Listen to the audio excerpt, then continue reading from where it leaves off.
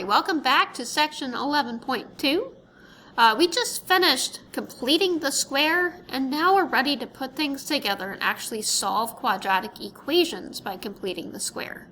So how do you do that? Well, if you notice with the first part of this lesson video, I always gave you x squared or always gave you t squared. If you have something else, if you have like a 4x squared or a 9x squared or something else, go ahead and divide everything by that coefficient. It makes your life a lot easier, okay? And then you can move your constant to the other side of the equation just by adding or subtracting it to both sides. So then you kind of have that format that we started out with. Then you'll do that completing the square, which we just finished practicing. And then we can factor out that perfect square trinomial, so that it's written in that format of x plus a number or x minus a number, parentheses squared, okay? And from here, you can solve by the square root property. So let's practice this a few times. So first one I have for us in example 2 is x squared plus 6x plus 7 equals 0. So first thing is I want to get it in that format so that I can complete the square. Luckily it's just an x squared, so I don't need to divide by a coefficient. But I do want to get this constant, the 7, on the other side. So what I'm going to do is I'm just going to subtract the 7 from both sides, so that I can have it in that format that we started out with. X squared plus that middle term plus blank. We're going to complete the square here in a second. Equals, and then I'm subtracting 7 from both sides just to kind of get it out of the way and onto the other side of my equation. Now I'm ready to complete the square. So the x comes from that x squared, so really I'm focusing on the 6. I'm going to take the 6 and divide it by 2 to get my b value, which would be 3. Then I'm going to take my b value and square it to go in this blank. 3 squared is 9. Now one thing you might remember about equation solving is you can't just add something to one side of the equation and think that life is going to be okay, right? We need to keep our equations in balance. So whatever you add to one side, we do need to add the same thing to the other side so that our equations stay in balance. So if I add 9 to the left side, I also need to add 9 to the right side, okay? From here, I can factor my perfect square trinomial. So x squared plus 6x plus 9, that's going to factor is x plus 3 and x plus 3, so that's x plus 3 squared. You'll notice that we have our a value, that x value, and we have our b value, which is the 3. It's positive, just like our middle term was positive. Okay, on the right side, negative 7 plus 9 is 2. And from here, it's going to look very similar to some of those square root property problems that we had in 11.1. And that's exactly what we're going to do. We're going to use the square root property to undo the squaring by taking the square root of both sides. Now we did learn that you can also do the positive or negative version when you're doing the square root, so that you get both answers and not just one answer. On the left side, the squaring and the square rooting will undo each other. We have x plus 3 equals the positive or negative square root of 2. The last thing I'll do is just get my x by itself. So I'll subtract 3 from both sides just to get x by itself. So x equals, that'll be a negative 3 plus or minus the square root of 2. Or if you want to write this as the positive or negative square root of 2 minus 3, that is also perfectly fine. Let's do another one. In example 3, I have a different coefficient just so we can practice that as well. I've got 4k squared minus 24k plus 11 equals 0. So instead of x's, I've got k's, which is fine. But you'll also notice that I have a coefficient of 4. So what I'm going to do first is divide everything on both sides of my equation by 4. Okay? 4 divided by 4 is 1, so that'll be k squared. Minus, we've got 24 divided by 4 is 6, so we'll have 6k. And 11 doesn't divide very nicely by 4. It doesn't even simplify, so we'll just have 11 fourths here. and 0 divided by 4 is 0. Okay, so there's my first step. Then I want to get it in that format where I can complete the square. So what I'm going to do is I'm going to subtract 11/4 from both sides.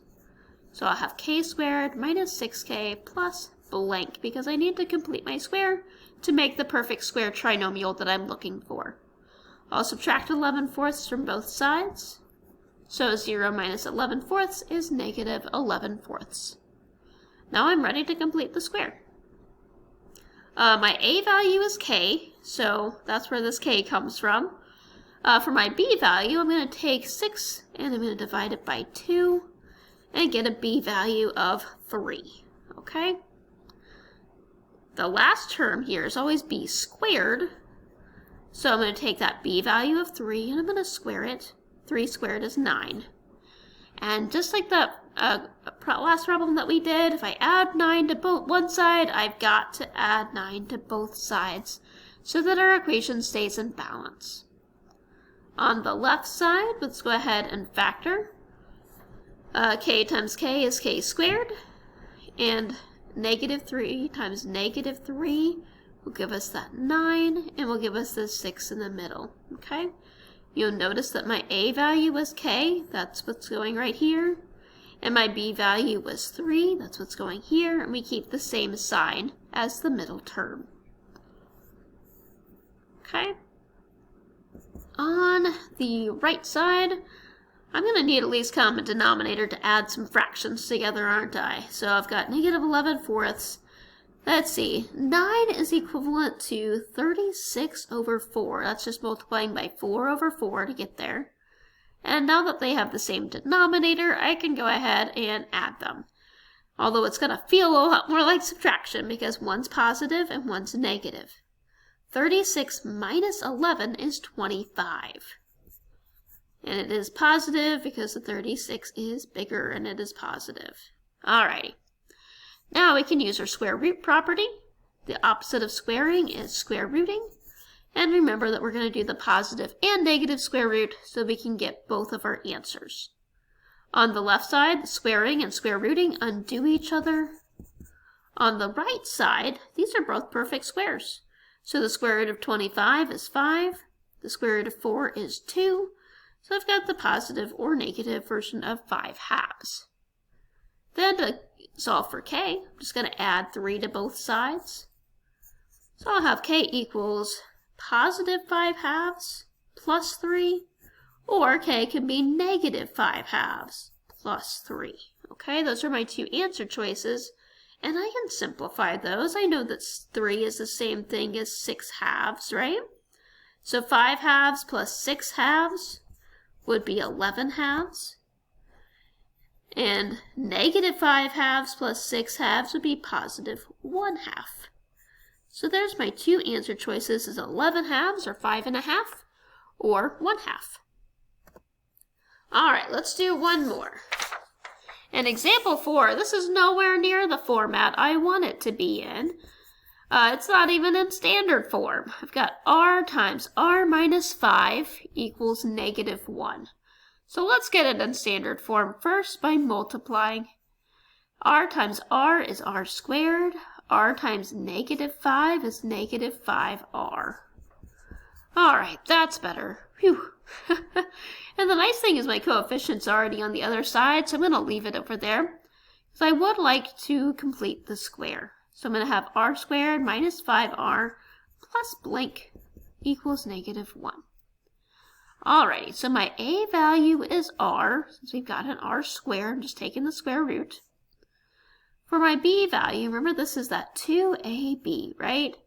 So I know my a value is the r. That's what this is. So I've got 2b is negative 5. So that means my b value, I would just divide it by 2 and have negative 5/2 for my b value. This last term is my b squared. So what I'm going to do is I'm going to have negative 5/2 squared. So 5 squared is 25. 2 squared is 4.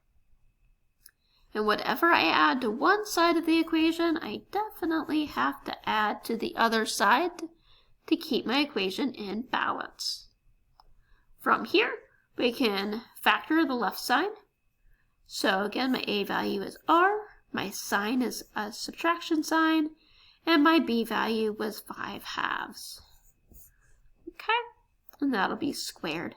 R times r is r squared, 5/2, or negative 5/2 times negative 5/2 is 25/4, and negative 5/2 r times negative 5/2 r is negative 5r. So that checks out nicely. Okay. On the right side, we should probably have a least common denominator to add these together. Negative 1 is equivalent to negative 4/4. Now I can add them, but again, it's going to feel like subtraction because 1 is positive and 1 is negative. 25 minus 4 is 21/4. From here, we can use our square root property to take the square root of both sides. Don't forget that it's the positive or negative version to get both answer choices. On the left side, the squaring and square rooting undo each other.